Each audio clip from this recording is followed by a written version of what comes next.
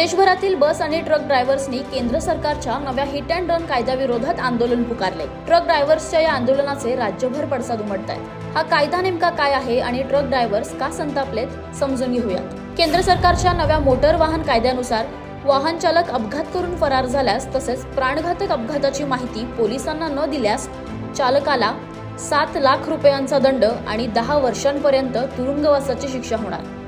यापूर्वी आयपीसी कलम 304A अंतर्गत आरोपीला फक्त 2 वर्षांपर्यंत तुरुंगवास भोगावा लागत होता आणि जामीनही मिळत होता।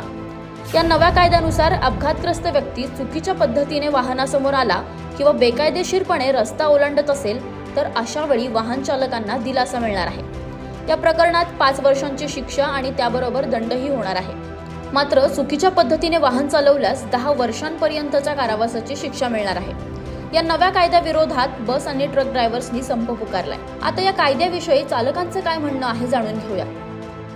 ये 10 साल की सजा नहीं होना है और ये 7 लाख रुपए जुर्माना नहीं होना है। कोई ड्राइवर जानबूझ के एक्सीडेंट नहीं करता है, मजबूरी से होता है। और इतना 7 लाख रुपए रहता था तो गाड़ी कहीं को चलाता था।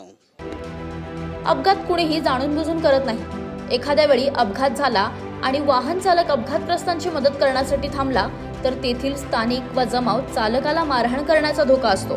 स्वतःचा जीव वाचवण्यासाठी वाहन चालक तिथून पळ काढतो। नव्या कायद्यानुसार अशा वेळी वाहन चालकाला 10 वर्षांचा तुरुंगवास भोगावा लागणार।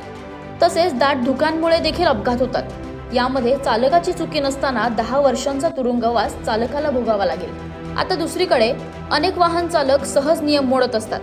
भारतात जवळपास 1.5 लाखांहून अधिक मृत्यू हिट अँड रन प्रकरणात होतात। त्यामुळे कायद्याचा धाक प्रत्येकाला असणं गरजेचं आहे। भीषण अपघात करणाऱ्याला कडक शिक्षा झालीच पाहिजे। या सगळ्या गोष्टींकडे लक्ष देणं गरजेचं आहे, याचा देखील विचार व्हायला हवा। आता चालकांच्या संपाचा काय परिणाम होतो, सरकार कायद्यात काही बदल करतं का, हे सगळं पाहणं महत्त्वाचं असेल।